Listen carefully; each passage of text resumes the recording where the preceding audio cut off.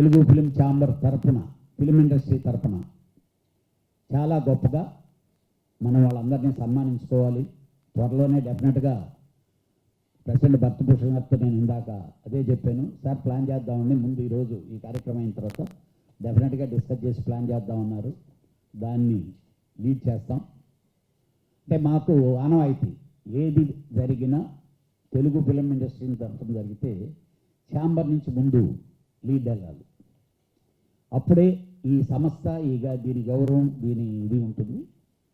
డెఫినెట్గా నిన్న police department వాళ్ళు అంటే వాళ్ళు ప్రోగ్రామ్ వాళ్ళు చేశారు. మా ఇండస్ట్రీ తరఫు నుంచి ఇంకా ఘనంగా పెద్ద ప్రోగ్రాం చేద్దామని చెప్పి అనుకున్నాం. అది త్వరలో ప్రెసిడెంట్ గారు వాళ్ళు దాన్ని ప్రకటిస్తారు. సెంట్రల్ గవర్నమెంట్ కూడా దీని మీద ఇంతకుముందు కంటే స్ట్రాంగ్గా, అసలు ఈ సినిమాకి ఎవరన్నా పట్టుబడితే వాళ్ళలో జరిగితే కాస్ట్ ఆఫ్ ప్రొడక్షన్లో 5%, ఈరోజు 100 కోట్లు ఖర్చు పెట్టుంటే 500 కోట్లు వాళ్ళ ఆస్తులు కానీ వాళ్ళు అది చట్టం చేశారండి. కానీ మేము అప్పుడే చెప్పాం, ఈ చట్టమే చాలదు సార్. ఈరోజు చాలా వెబ్సైట్లు గవర్నమెంట్ వద్దనుకుంటే ఆ వెబ్సైట్లు కనిపించడం లేదు. టెలికాం డిపార్ట్మెంట్తో దాన్ని ఇంటర్లింక్ చేసి ఆ విధంగా చేయమని రిక్వెస్ట్ చేసాం. దానికి వాళ్ళకేదో ఉండే ఇబ్బందులు వాళ్ళకు ఉన్నాయి, పొలిటీషియన్స్కి కానీ లేకపోతే దీనికి కానీ. ఇదొక పెద్ద మాఫియా. ఇది డెఫినెట్గా ఈ గవర్నమెంటు, సెంట్రల్ గవర్నమెంటు లీడ్ తీసుకొని కానీ మనం కానీ గట్టిగా ప్రయత్నిస్తే దాన్ని కూడా అసలు ఈ సినిమాల్ని మనం అప్లోడ్ చేస్తే రీసెంట్గా మన ఛాంబరే చేసిందండి. మన సినిమాలో కొన్ని క్లిప్పింగ్లు పెడితే వాళ్ళకి ఇమీడియట్గా ఐడెంటిఫికేషన్ వచ్చేస్తుంది. పలానా సినిమా పలానా దగ్గర ఉంది, పలానా సినిమా పలానా వెబ్సైట్లో ఉందని. ఆ విధంగా రకరకాల టెక్నికల్గా చేసాం. డెఫినెట్గా దీన్ని ఆ విధంగా గవర్నమెంట్లతో కలిసి ముందుకెళ్ళేదానికి గ్యారంటీగా ప్రయత్నిస్తాం. అదేవిధంగా సోషల్ మీడియా, మీరు ఇప్పటికీ చాలాసార్లు మీరు చెప్తున్నారు, రాస్తున్నారు, పైరసీలో సినిమాలు చూడొద్దు, హీరోలు చెప్తున్నారు, అందరూ చెప్తున్నారు. ఆడియన్స్ థియేటర్కి రావడం మానేసి పైరసీలో సినిమా చూసేయటం అనేది ఈజీగా అయింది. మనకు వచ్చిన టెక్నికల్కి ఇదిగో ఇలాంటి ఐబొమ్మ రవి ఇలాంటి వాళ్ళు చేసేటటువంటి ఇస్తుండేటటువంటి క్వాలిటీకి, పాత రోజులు ఇంత క్వాలిటీ ఉండేవి కాదు. ఇప్పుడు మరీ హెచ్డి క్వాలిటీలు అన్నీ తీసుకొని రిలీజ్ చేస్తే ఆటోమేటిక్గా ఇంట్లో కూర్చొని హ్యాపీగా పకోడీ తింటా, పిల్లలతో సరదాగా ఫ్యామిలీతో మాట్లాడుకుంటా సినిమా చూడటం అలవాటైపోయింది. దానివల్ల ఎంత నష్టపోతున్నామో మనందరికీ తెలుసు. మీ అందరి సహకారం కూడా ఉంటే దీన్ని ఇంకా కొంచెం ముందుకు తీసుకెళ్లేదానికి కుదురుద్ది. ఇలాంటి దుర్మార్గుల్ని శిక్ష పడేదాకా, లేకపోతే ఇది అరెస్టులు కాదండి, ఎన్కౌంటర్లు చేయాలి. ఎన్కౌంటర్లు చేస్తే వాళ్ళు చేయకపోయినా సినిమా వాళ్ళన్నా చేయాలి కనీసం.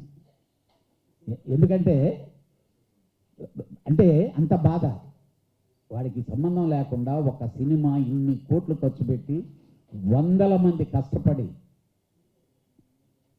వాళ్ళ బ్లడ్ని తాగుతుండే లాంటి వాళ్ళు బ్లడ్ చూడటం చాలా అవసరం. డెఫినెట్గా కమింగ్ డేస్లో ఒక్కడికి కానీ అలా జరిగితే నెక్స్ట్ రోడ్ డెఫినెట్గా ఓహో మనల్ని కూడా ఉంచనీరేమో, అయిపోతారేమో అనే ఫీలింగ్తో భయం వస్తుంది. డెఫినెట్గా మీ అందరి సహకారం ఇవ్వాలి. ఈరోజు ఇక్కడికి వచ్చినట్టు పాత్రికేయ మిత్రులందరికీ నా మనవి అదే, డెఫినెట్గా సపోర్ట్ చేయండి, సినిమా ఇండస్ట్రీని సేవ్ చేయండి. Thanks to the entire police department. ఎందుకంటే వాళ్ళు చాలా కష్టపడి ఉంటారు వాడిని పట్టుకునేదానికి. రకరకాలుగా టీములుగా ఏర్పాటు చేసి ఉంటారు. వాళ్ళకి మేము ఈరోజు మీ ద్వారా కృతజ్ఞతలు తెలియజేస్తున్నాం. త్వరలోనే వాళ్ళని ఒక డయాస్ మీదకి పిలిచి ఫిల్మ్ ఇండస్ట్రీ తరఫున పెద్దగా ఫెసిలిటేట్ చేసి గౌరవించుకుంటాం. మంటతో మాట్లాడే మాటలు సార్, డెఫినెట్గా ఇప్పుడు నెక్స్ట్ దాని మీదనే సార్. ఎందుకంటే క్యూబులు లేకపోతే ఇంతకుముందంతా వీళ్ళు మీటింగ్లు చెప్పేవాళ్ళు మాకు ఏంటంటే కంటెంట్ని ఫ్రీగా వదిలేదానికి చేద్దామండి అని అంటే మాకు చాలా సెక్యూర్ అని చెప్పి కొత్తగా వచ్చేవాడిని కూడా రానియకుండా ఆఫ్ చేశారు.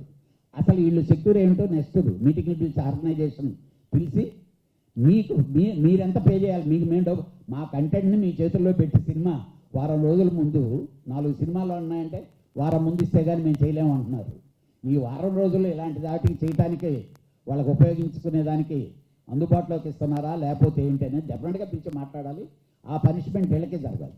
దొంగతనంగా వ్యాపారాలు చేసేవాళ్ళు చాలామంది చేస్తూ ఉంటారు. రకరకాల వ్యాపారాలు చేసేవాళ్ళు, దొంగ వ్యాపారాలు చేసేవాళ్ళు.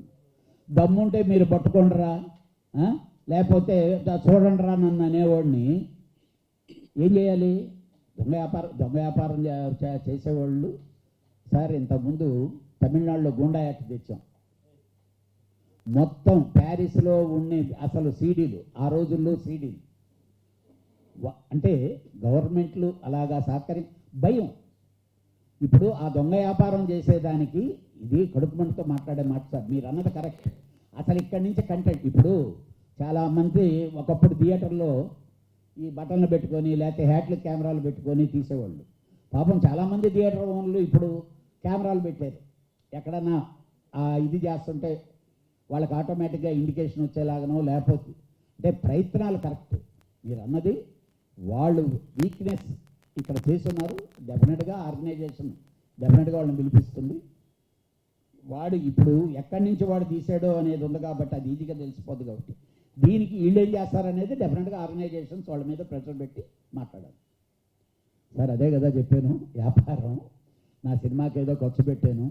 ఈరోజు మీకు తెలుసు ఐ బొమ్మోడో లేకపోతే ఊ బొమ్మోడో ఆ బొమ్మోడో వేసేస్తాడు. ఈ లోపల నంబర్ ఆఫ్ స్క్రీన్లు చేసి నేను సొమ్ము రికవర్ చేసేదానికి ఈ దారి ఎత్తుక్కున్నాను. ఈ దారి వల్ల ఇప్పుడు ఇబ్బంది జరిగింది అనేది నేనే తెలుసుకున్నా.